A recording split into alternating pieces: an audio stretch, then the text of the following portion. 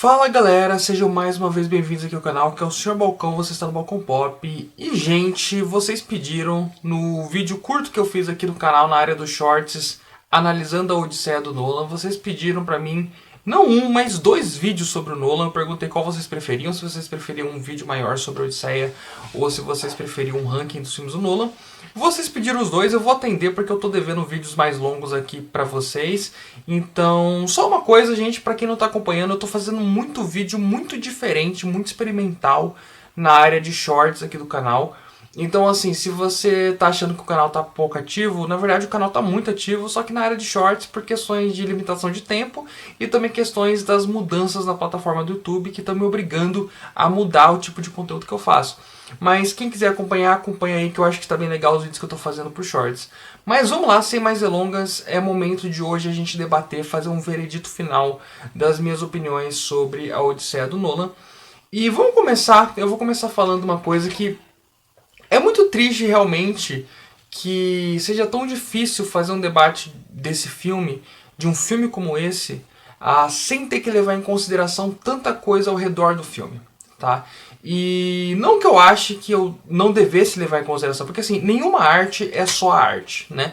Toda arte tem o seu contexto. E a gente tem que levar em consideração o contexto das artes que a gente aborda e consome, né? E a gente, enquanto crítico também, quem produz conteúdo, não pode só achar que analisar uma obra é analisar só aquela obra e ponto. Você tem que levar em consideração o contexto, o autor, as circunstâncias. Não é só chegar e achar que qualquer coisa que você falar é só isso, você só tem que levar em consideração o filme. Porque não é verdade, sabe? Então eu vou ter que trazer aqui todo o debate extra-filme que implica tanto o pessoal de extrema direita em cima desse filme, quanto também o pessoal de esquerda em cima desse filme, antes de eu dar só minha opinião sobre o filme por si só. E é um debate que para alguns pode ser chato, mas é um debate que eu acho muito importante de ser tido. Então vamos lá, para começo de conversa, vamos tirar da frente a parte mais patética do debate, que é essa parte do pessoal de extrema-direita que fica apontando questões do filme como questões de elenco, de terem escalado atores negros, atrizes negras e atores trans para personagens do filme, num filme que aborda a Grécia Antiga e né, que mexe muito com os ideais de beleza e valores que essa galera tem. E assim, tudo isso, gente, é fruto de um campo político que é incapaz de debater problemas reais da sociedade, né? Eles são incapazes de debater economia, são incapazes de debater saúde, são incapazes de debater educação. Porque se eles fossem debater qualquer coisa que minimamente afeta de verdade as pessoas, os problemas reais que as pessoas vivem, eles vão acabar confrontando questões que ferem a coexistência deles, né? Porque eles existem por causa desses problemas, né? A mesma galera que causa esses problemas de saúde, educação e tudo mais, é a galera que financia as campanhas políticas desse pessoal viciado em defender gente rica e em tirar direito de gente pobre.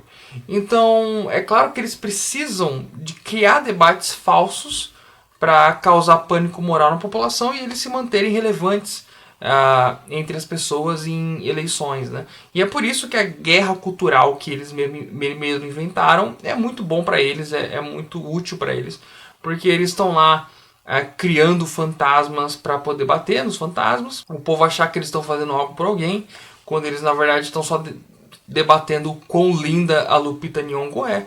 E enfim, isso é patético, isso não tem muito o que considerar. Se você faz parte desse campo político, se você faz parte desse tipo de opinião, repense seriamente onde você está, por que você acredita nessas coisas.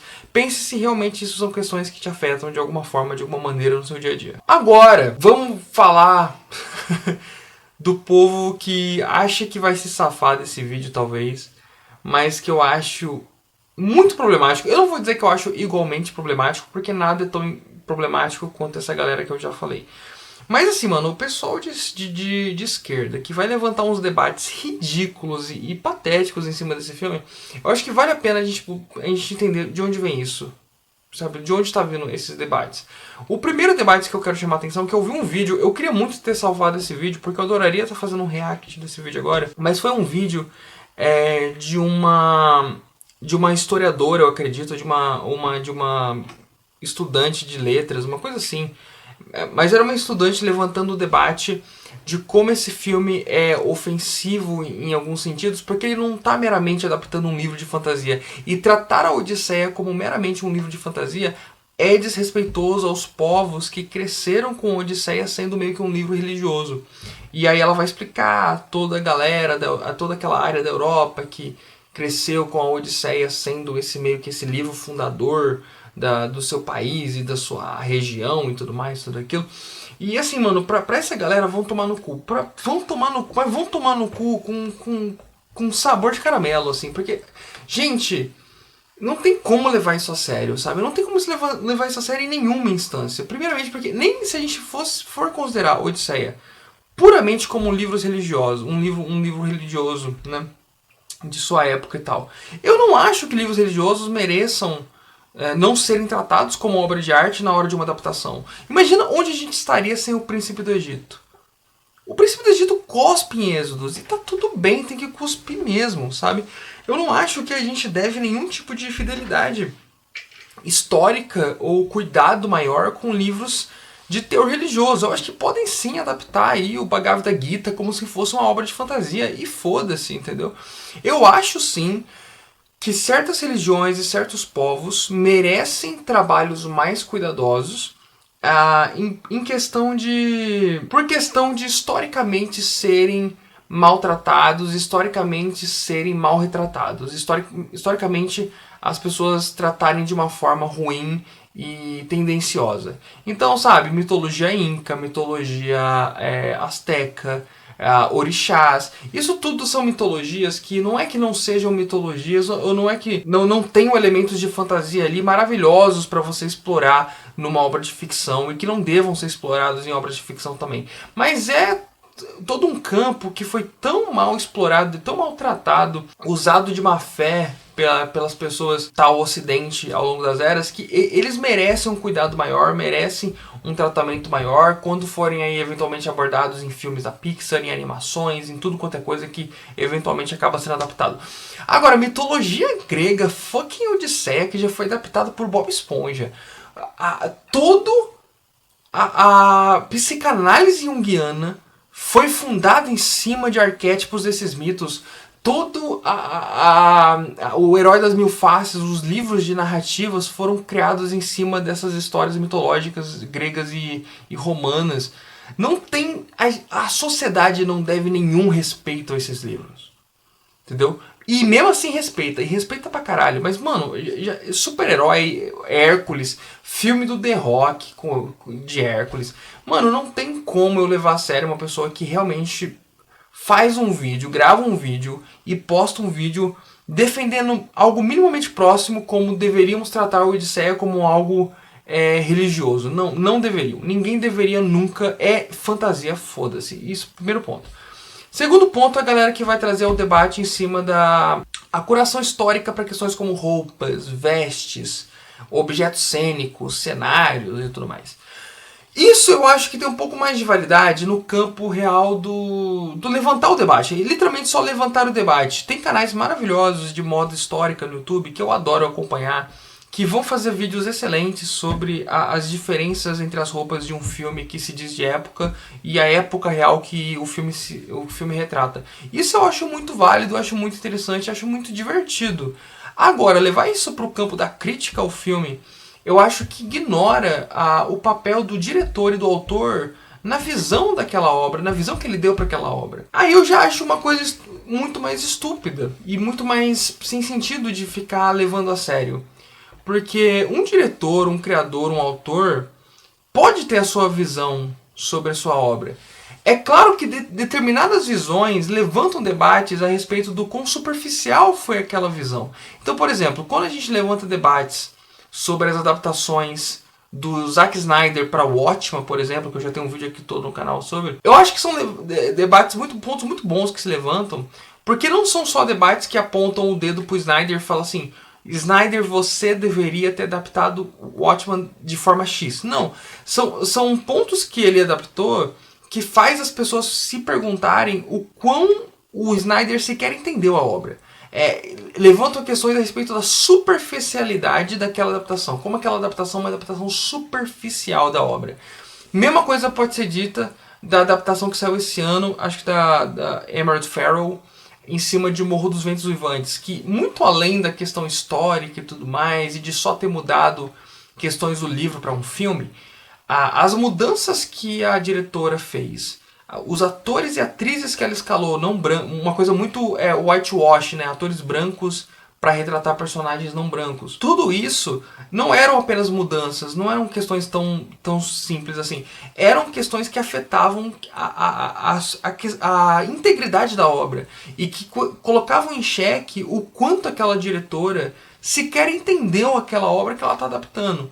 Isso eu acho muito válido. Agora, colocar o dedo na cara do Nolan porque ele colocou uma roupa romana de Batman num personagem para causar mais imponência, isso já é ridículo. Isso eu já acho que é um debate muito pobre. Eu acho que isso é empobrecer o debate, isso é empobrecer as possibilidades que um autor tem de levar a sua obra para o campo imaginário e de sair da realidade em prol de uma visão que ele teve, de um objetivo de causar algo no espectador que ele teve.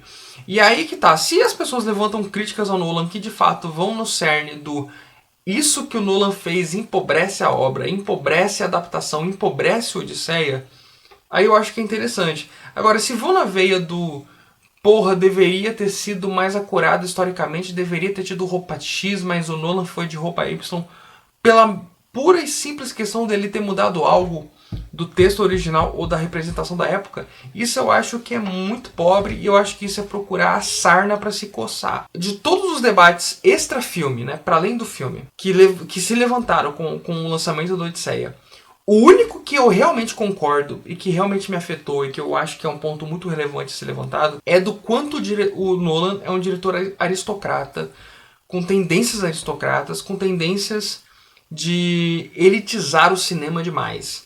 E assim, para um diretor que é tão contra IA que o Nolan é, um diretor que se diz defender tanto artistas, né, a importância dos artistas na criação, na indústria e tudo mais, e de ser contra o uso de inteligência artificial, ser contra até mesmo o uso de CGI na maior parte dos casos, o Nolan repetidamente se prova, mais de uma vez, como um diretor extremamente insensível e extremamente sem consciência de classes para questões como a acessibilidade do cinema.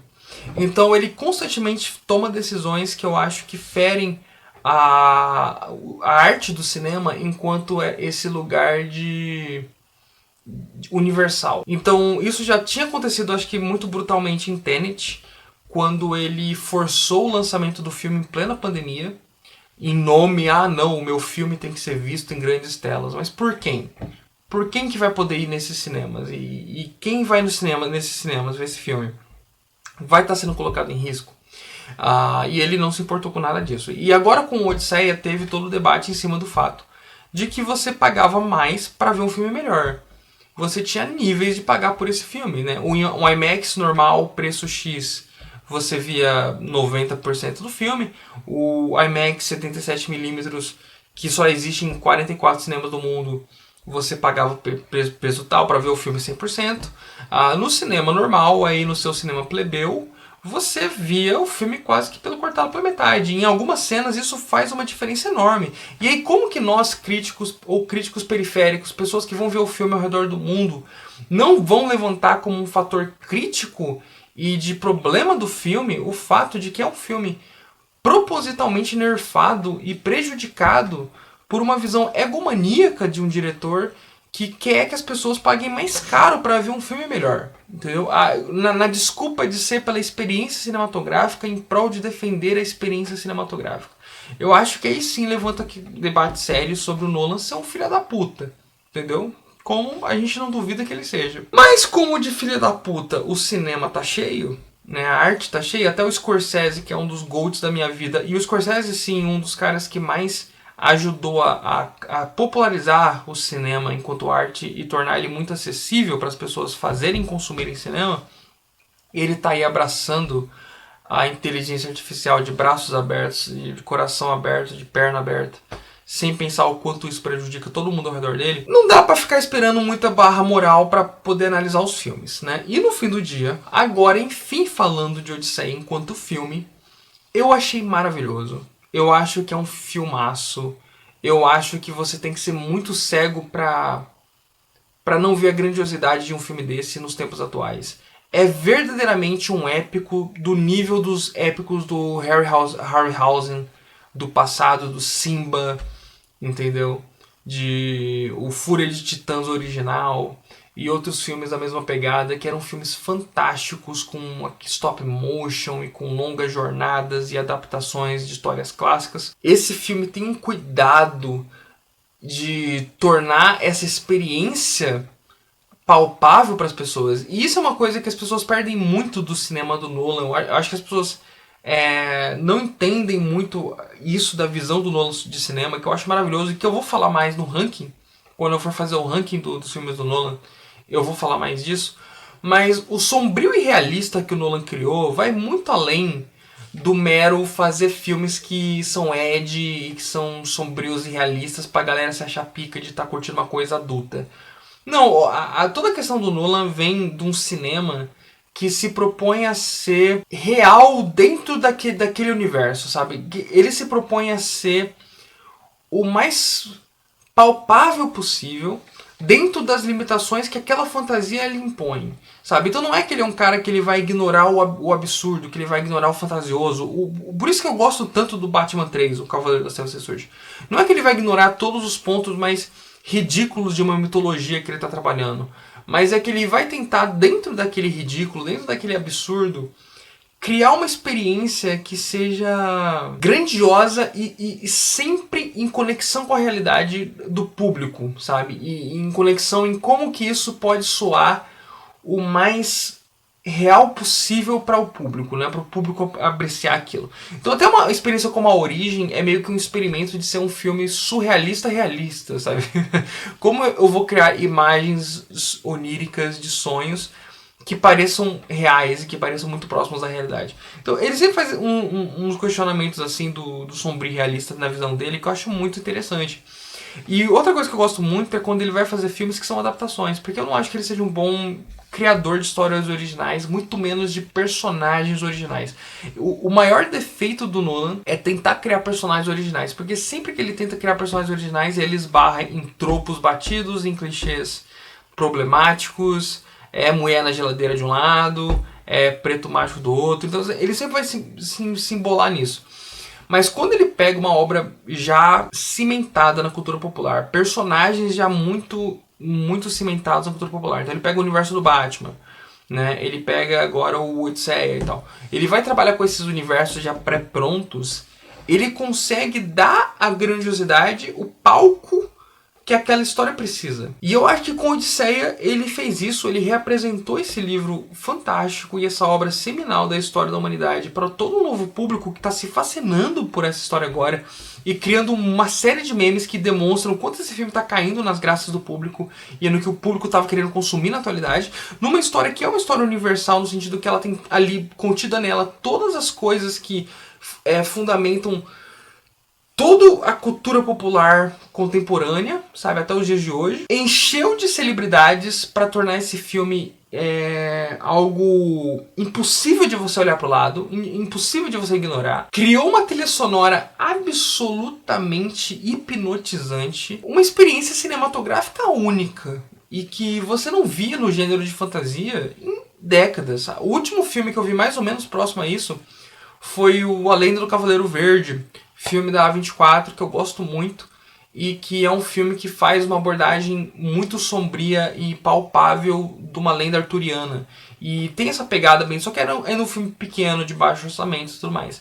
Odisseia leva isso para uma escala que a gente realmente não via na fantasia e com tanta originalidade, eu acho que desde O Senhor dos Anéis, do Peter Jackson. Eu acho que é um dos grandes filmes do Nolan, porque eu acho que vai contra a maioria dos filmes do Nolan que eu não gosto. vai numa veia muito mais pseudo-adultinha que eu detesto, que eu vou falar no meu ranking dos filmes que eu não gosto do Nolan. Mas eu acho que é um filme que merece muito amor e muito carinho, que eu acho que esse sim é um filme, cara, que eu acho muito difícil de não crescer com o tempo, porque um debate que surgiu muito, assim, dos filmes do Nolan crescerem ou não com o tempo, de serem o típico caso de filmes de diretores que são odiados na época, mas depois são reconhecidos como muito grandes, como muitos filmes do Kubrick foram. E eu odeio a comparação de Kubrick e Nolan, porque o Kubrick é meu diretor favorito, mas o Kubrick sempre é o diretor que as pessoas levantam. Tanto pra dizer... tantos fãs do Nolan levantam muito o Kubrick na tentativa de defender por que o Nolan é sim muito bom e vai sim ser considerado um grande diretor um dia. Aí eles levantam o Kubrick de referência. Quanto também o Kubrick é sempre levantado de referência para as pessoas que odeiam o Nolan, para apontar tudo aquilo que o Kubrick fez num gênero parecido com o Nolan, que o Kubrick fez melhor e o Nolan não entendeu aquele gênero. Então, no caso mais emblemático disso, quando o Nolan fez Interestelar, os fãs de Interestelar e de Nolan estavam levantando o quanto o Nolan ia ser amado, o Interestelar ia ser amado um dia, ia receber todos os louros que merece. E o pessoal que não gostou de Interestelar estava apontando o quanto 2001 fez tudo aquilo melhor 50 mil anos antes e que uma porrada de outros filmes já tinham feito aquilo melhor 50 mil vezes antes. No final do dia, eu acho que os dois públicos ali têm os seus pontos, mas uma coisa que eu acho que não vai dar pra se repetir agora com Odisseia não é só o fato de que o Kubrick não tem um filme de fantasia no catálogo, o que seria muito foda se o Kubrick tivesse, mas é também o fator de que pouquíssimos diretores aclamados de verdade têm um filme de fantasia desse no catálogo. Então o Nolan agora tá realmente andando em águas misteriosas, entendeu? O Nolan não tá fazendo um filme de guerra, não tá fazendo um Dunkirk, da mesma forma que o Coppola fez um Apocalipse Now e que o Kubrick fez um Nascido para Matar, entendeu? Ele não tá fazendo uma comédia, de forma que também o Kubrick fez o Dr. Strangelove. O Nolan tá verdadeiramente fazendo um filme, um tipo de filme que pouquíssimos grandes diretores da história se propuseram a fazer. E se propuseram a fazer com tanto cuidado e com tanto esmero. Geralmente você teve os diretores de fantasia, assim, diretores que a vida toda só se dedicaram à fantasia. E isso é um caso à parte. Mas no mundo de grandes diretores de outro gênero se propondo a fazer algo diferente com fantasia, o Nolan tá realmente fazendo algo aqui muito novo e que eu acho que vai demorar pra gente ter experiências parecidas com essa no cinema. Então eu acho sim que é um filme que vai ter os louros que merece mais cedo ou mais tarde. Por mera questão de... o que ele fez aqui, quer você goste ou quer não goste, é verdadeiramente muito especial, sabe?